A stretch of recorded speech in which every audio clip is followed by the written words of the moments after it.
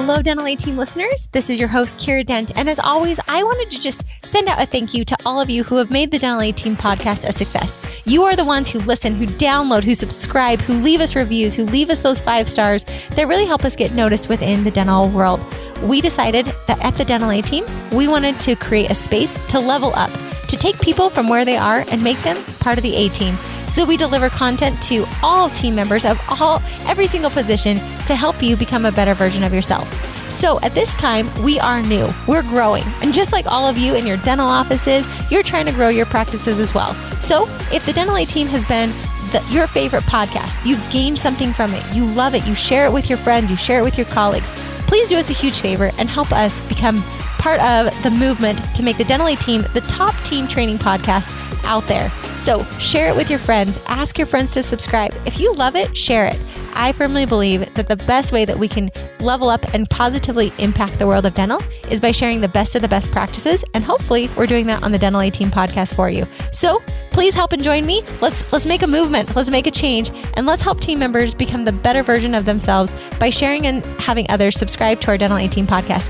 Thank you all so much for joining me on this journey of the Dental ATeam podcast. I hope you continue to enjoy the content that we produce. And as always, please give us your feedback.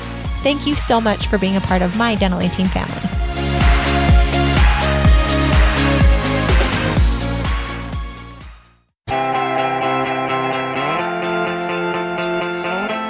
Hey everyone, welcome to the Dental ATeam podcast.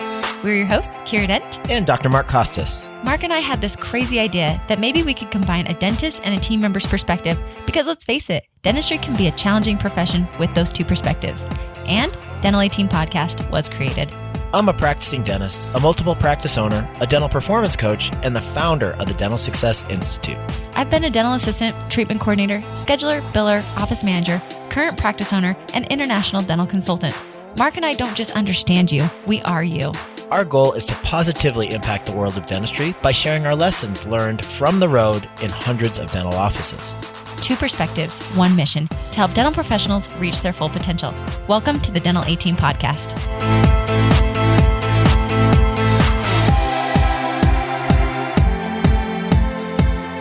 Hello, Dental ATeam listeners. This is Kiera Dent, and it is the time where I get to interview so many fantastic people that I come across the nation, across the globe.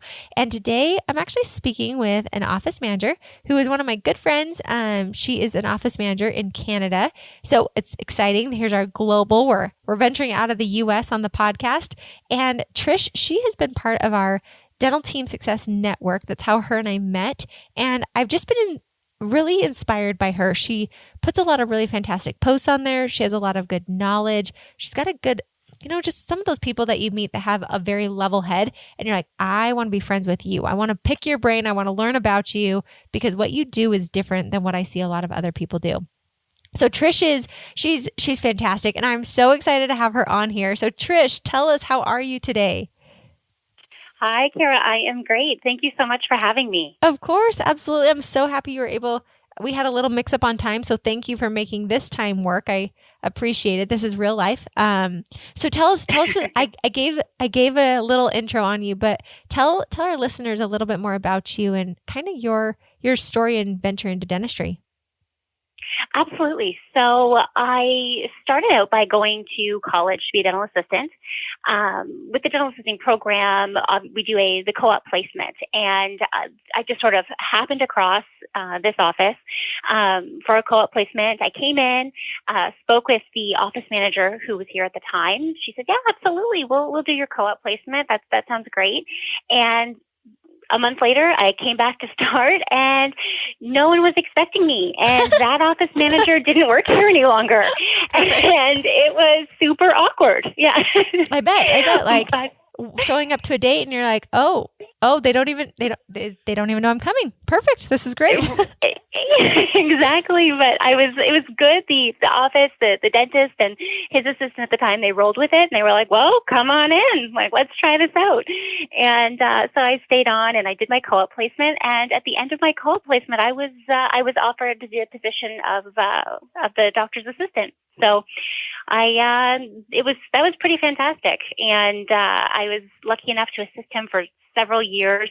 From there, I I moved into treatment coordinating, and a few years after that, I started managing the office. So I've actually been in this same office since I was like 18, and so I've actually worked here now more years than I was alive before coming.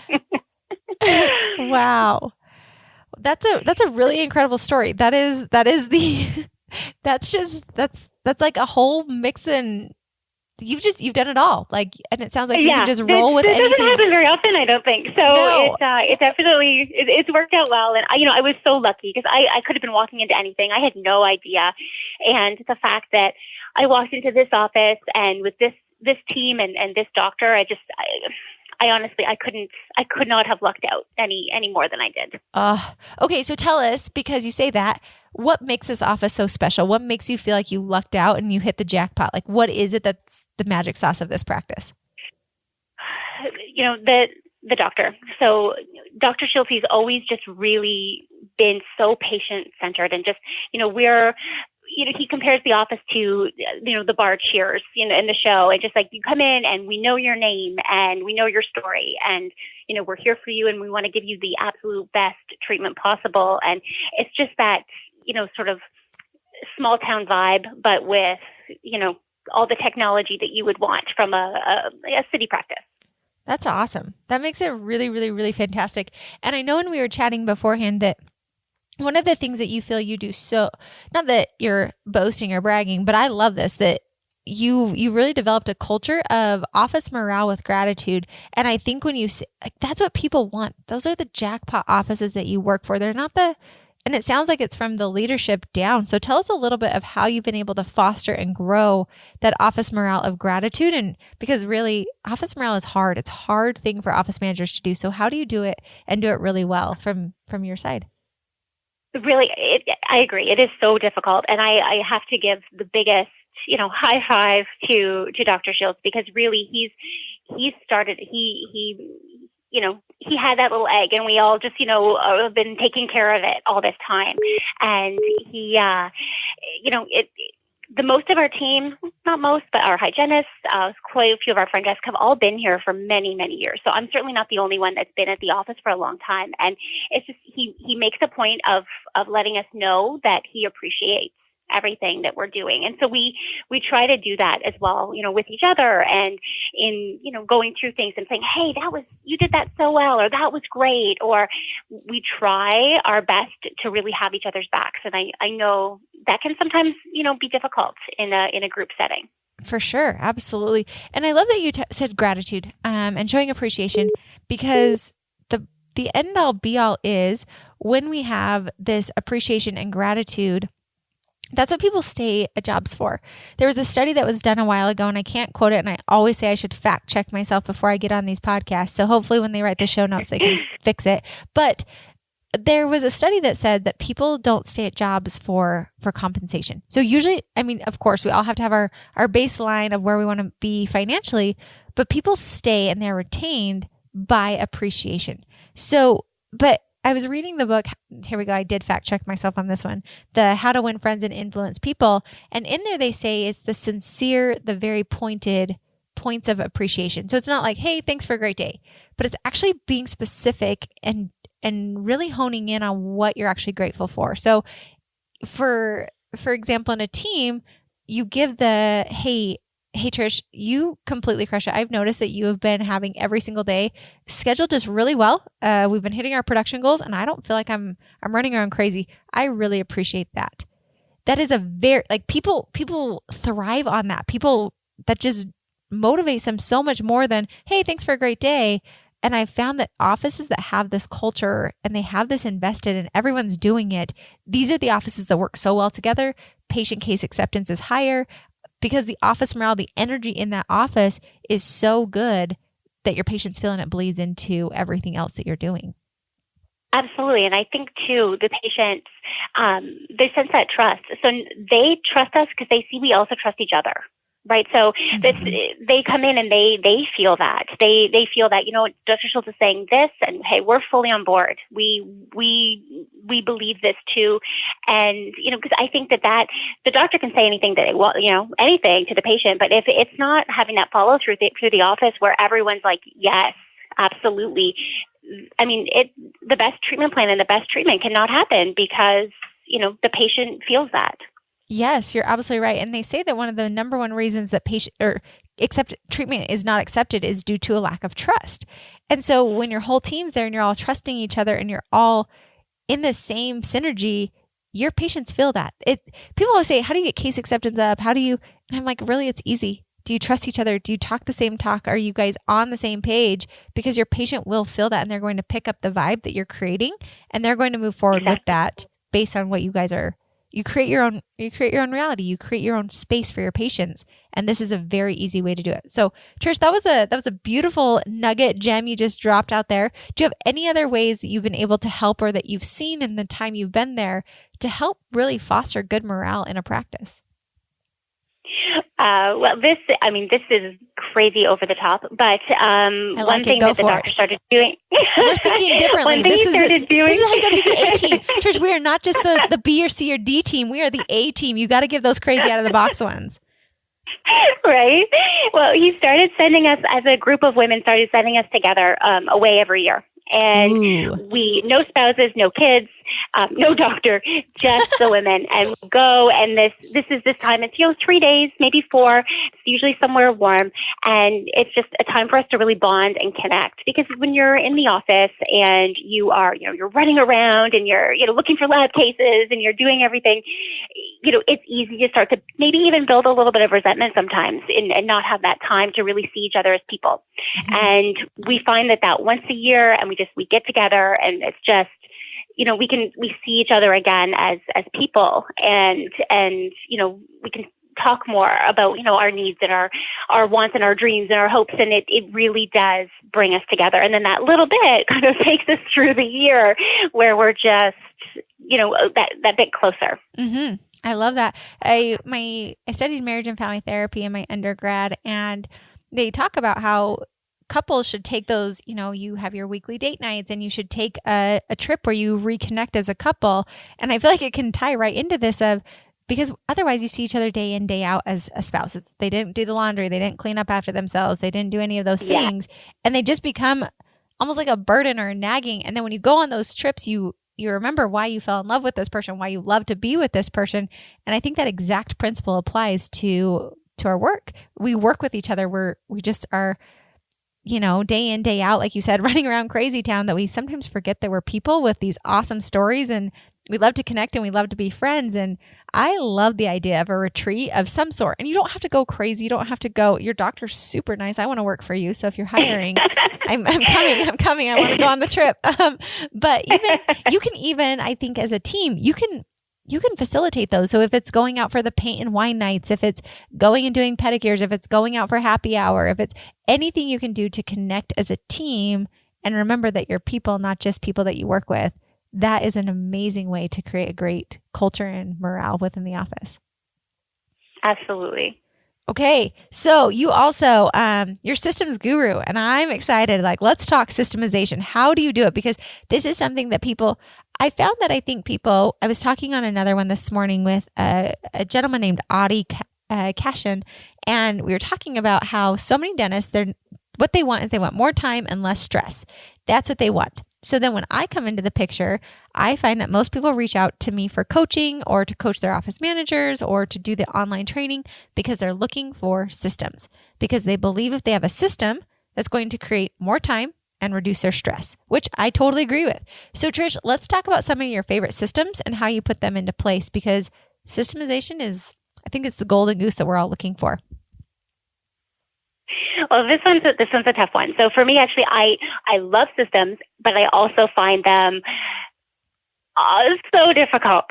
So often, I know, in one of your earlier podcasts with Dr. Costas, I know you talked about things that are urgent and things that are important. And to be honest, that is like the podcast that struck the chord with me. I was like, boom, this is the one. I so often will let myself fall into the urgent, and all I want is to get through my important, but it's so hard. And these systems are my important. And I wish that I was doing a better job, to be perfectly honest, of getting them all in place. And our office has been expanding a little bit in the last, let's say 8 months. And with that, I've realized just how important these systems are. So I'm trying to get everything online and get everything together to have these systems, but it's definitely it's a struggle. It is. It's really hard. And I think it's important to talk about. It is hard. It is not easy. It's not easy in my businesses because you're right. We tend to always do this urgent versus important. And I'm with you, Trish. That was a podcast for me as well. Mark didn't even realize he was speaking words of wisdom flowing out of his mouth while he was sitting on the beach. But it was so good because when he said that, I'm like, gosh, what do I do in my life that is urgent constantly, but it's not important? And we get so wrapped up in this. And that's where the systems come into place. That's where the systems totally help us get that urgent stuff off of our plate so we can then work on the important things. So then let's talk about this. And this is great. This is not scripted, anybody. Trish and I really haven't chatted about this at all. So I'm going to go into this. This is real live. This is life. So Trish, let's talk about what are some of the hardest systems. And we might even, this could be whether I give, and we're just going to go back and forth. We're going to talk about what are some of the hardest systems to put into place that you're struggling with. And we're going to dive into this. This is real life. And I'm putting you on the spot, but hey, it's going to be great. And we're going to just do it. It's just going to happen. She's like, I don't want to go on podcasts. No, you are. This is so good because this is what people want to know. I love it. Okay. So most difficult systems to put in place. Or what are some of the urgent things that you get stuck in that you're not able to then work on the important? Like, let's dive into some of these. So I find that the urgent that I'll get stuck in. So I'll be, if I see anything going on in the office where I'm too much. Sometimes I'm too often a fixer. So we'll go in and it's like, oh, well, this is happening. And I'm too quick to fix. And because I'm trying. That's going to be our line of this podcast. Too quick to fix. I've already got it. Okay, great. I'm too quick to be like, you know what? I know what this is all about. I can do this, or I can help with this. And so because I'm doing that, it's like, because I'm doing that, quite often people will come to me for things that maybe didn't need to come to me, and that's my own doing. I know that I have done that. Sure. So that is the biggest thing that I have been trying to work on lately. Okay, all right. So I love this because I'm the same way, and I think the bulk of the people that get into management, the bulk of the people that are leads, the reason they're there is because they naturally rise through, and it's because we're quick to fix. We're problem. We solve problems. That's what we love to do. We love to find the puzzle pieces and put them together and make it easy, make it efficient. But in doing so, we all of a sudden become the can do anything, and we do everything, and then we don't get anything done at the same time. Anything done, yes. So have you come up with any? I've got a few ideas, but have you come up with any that have helped you not be the fixer, the quick to fix, or how do you empower your team so that way you're not the one having to do all these bubbling projects? I wish I had a good answer right now. This is so good. I'm totally putting you on the spot because like certain things for, like I was talking to an office the other day and they said, you can pose, but you have to propose. And I'm obsessed with this phrase because you can pose a problem, but you also have to propose a solution. I love that. Like that piece of it. Or I give the example where I used to go to Ashley Evans. She is Mark's COO. She's awesome. She's fantastic. She runs the Dental Success Institute and about 75 other businesses that Mark pops up with. And Ashley used to be my go-to person. She's easy. She would send me an email with the address of where we were supposed to be meeting. But it was easier and faster for me just to text Ashley like, hey, where are we supposed to go? As opposed to looking in my email. And Ashley used to respond to me. She would send me a text and she'd be like, here it is. I would never go look at my email because Ashley was so easy for me to go to. But then there was one day, I'm not kidding, one day, Ashley wrote a text back to me and she said, it's in your email. After that, I got so uncomfortable. She wasn't even being mean. I'm not giving a bash on Ash whatsoever. But she literally, by doing that, she was no longer the easiest route for me to go to. And I stopped going to her. So now before I text her, I know she'll say like, it's in your email. Did you look in there? And I don't want to tell her, no, I did not look in the email. I'm going to check the emails because she changed me to start looking in a way that I had never thought of.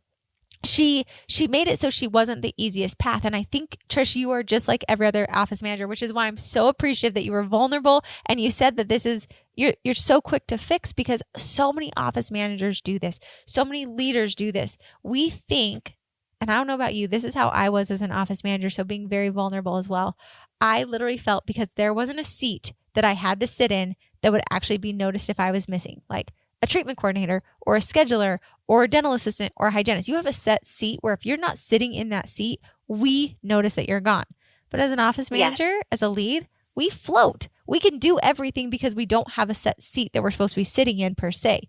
And that is the hardest thing, because that's why we are quick to fix, because they're all busy in their seats that we're then fixing all the problems behind, but we're never moving the ball forward with the important things because we're fixing everything else. Whereas if you're just one time, it's either you can pose, but you have to propose.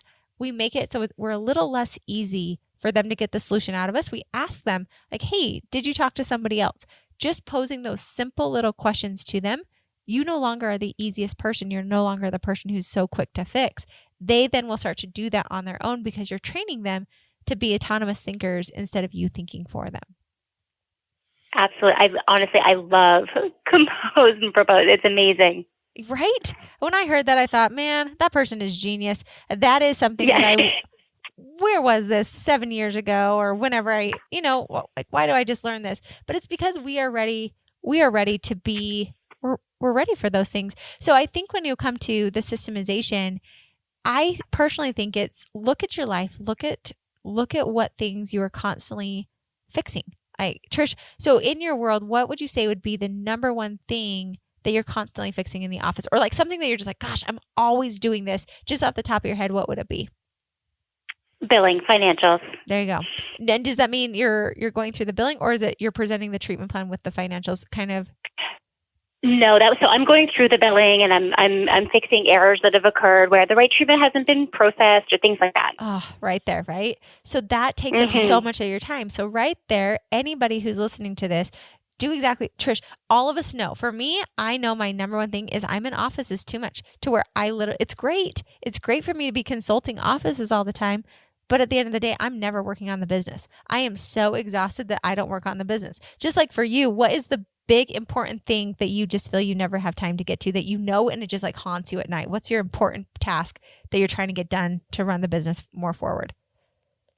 I'm always trying to end. I know how important they are, but all the KPIs, and I'm trying to spend more focus. And now that I know what KPIs are, trying to sort of get into that. And I find I spend so much time, under the water with all of these other things that it's so easy to push it to late this afternoon, early this evening, tomorrow. Exactly. Yep. And because they're not part of our daily routine, we pass them off because it's hard. It's the harder thing. It is so much easier for me to get in an airplane, as silly as it sounds, and go consult an office than it is to sit in my own home office and actually work on how to develop the business, because I've never done it. It's hard to get to your office and to work on the KPIs. So we push them off because everything else we know how to do and we can do it. So for everybody listening, and Trish, I love so much this podcast because this is real life. This is what people don't talk about. We get on here and we all talk about how perfect our lives are, but it's like, no, this is real life. This is how hard it is to do this. And so I think with this, it's okay. You said billing and the financials, going through that. Ding, ding, right there. That is the system. How do we create a system for that? Well, do we go train somebody like, okay, guys, this is taking up a ton of my time. Like, I want your help. Help me. You've got a team that you've fostered of these great, brilliant women and men surrounding you. All right, hey guys, this is something I need to get this off my plate because I've got to work on a few other things. Help me come up with a system to where somebody else can help, where things will get checked and we don't miss it. Your team is brilliant. And so when we talk about systemization, using the system, the office, to really help you, because then you don't have to figure it all out on your own. That was the other thing I did not realize as an office manager. And Trish, I'd love your insight on this, but I used to think to be an exceptional office manager, not like in my logical brain, I knew this was inaccurate. But in my heart, I really felt this. So logically, I knew like, well, my team's brilliant and they should help me come up with solutions. And in my heart, I thought I'm failing them. And if I don't have the answers and the solutions, I'm not a great office manager. Do you ever, am I on my own planet, or do you ever feel that way as well? You're so on the nose, I think, with it. It's yeah. I mean, you sort of do. You put that onto yourself, right? Like I should know this. I know that and that, so I should know it all. I should be able to do that. And yeah, I am just one person. Right, exactly. So it's not really doable. Yeah. Totally. So I love so much that this is where it's at, right? This is where the rubber meets the road of systemization and how you can utilize your team, utilize them. And I love what you talked about at the beginning of how you foster this amazing, amazing culture, these people, because then you have this team that you really can trust. You can trust them to help you develop these systems. And I love that you brought back up the urgent versus important. What have you been able to find from the urgent versus the important that you were able, like you said, probably the KPIs, right? That's probably the number one thing. But is there anything else with the urgent versus important that you pulled away that you were able to make a change in your own personal life that's helped you exponentially as an office manager? Oh, let's see. So, I mean, I would find even that, in the office with the urgent, because I'm recognizing that some of these things that are urgent, they are urgent, but they don't have to be urgent for me. So because I am doing a better job now of recognizing, like, no, you know what? I don't need to be on the call with the scanner tech. I don't need to be, why am I doing that? Yes. I don't need to do that. So because I am doing that, I do see myself freeing up time now to be actually getting into what I want to be getting into, or what is important to be getting into. And really, it was after listening to that podcast that really was an eye opener. Well, thanks for the plug for the podcast. Share with all your friends, right? We'll tell them all about it. But no, I love what you just said, because Trish, I see this all the time. The office managers, we feel, and as leaders, we feel if we're not right there in the trenches with our team, we're failing them. Like being on the call with the scanner. No, you don't have to be there. But why are we there? Why do we as leaders? Because I'm the same way. I'm in your exact same boat. You get there and you're like, I've got to be here. And then when you stop and think, do I actually need to be here? No, I really don't. Like, move along. That I think, but I love that you just said that, because that does free up so much of your time. And so I think really assessing yourself, I do it all the time. I think, Kiera Dent, why on earth are you running to Costco right now when you have 75 other people that could do this for you? Like, what are you thinking? And it's not that we're above them, but you just start to realize this is a task that I can do and only I can do it. And where should I be prioritizing my time? Because you don't want to be run ragged. You don't want to. And empower your team, empower them to be there with you, instead of you being the one that's constantly running around fixing everything and never getting to the pieces you actually want to do. So Trish, you are my dream office manager. You are the person, like I said, I love your energy. I love the vibe. I love the culture that you've developed. And I love that you are willing to say, guys, like, this was who I was. Because when you as a leader can admit that I take care of all the urgent, not the important, this is what I need to do, you then empower your team to also do the exact same thing. And unless you are that type of a leader, I don't believe that you can grow or progress at all. Oh, thank you. Of course. Absolutely. So Trish, you are fantastic. And I love so much that you talk about this, because what I love the most is that on this podcast, you're real. You're real. You talked about, hey, I actually love systemization, but I struggle with it. Hey, we do an awesome, awesome job with this. We're notorious for starting projects and letting them fizzle out, because guess what? Every person listening to this podcast is just like you. And I feel today I was able to see myself in you and see how I can grow and evolve and change. But yet you have this passion and drive, and you're excited about change. And that's what I feel should be our ending note of, are you quick to fix? Are you looking at yourself, and what areas can you clean up your life? What areas could you simplify your life to be able to do less and create more? And that, honestly, Trish, is what you inspired me to think about today. And I appreciate that so, so, so much. Thanks so much, Kiera. Of course. So everybody, this is Trish. She's our fantastic office manager in Canada. And as always, thank you for listening to the Dental ATeam, and we'll catch you on another episode in just a couple days. Thanks, everybody. And that wraps it up for another episode of the Dental ATeam podcast. Thank you so much for listening, and we'll talk to you next time.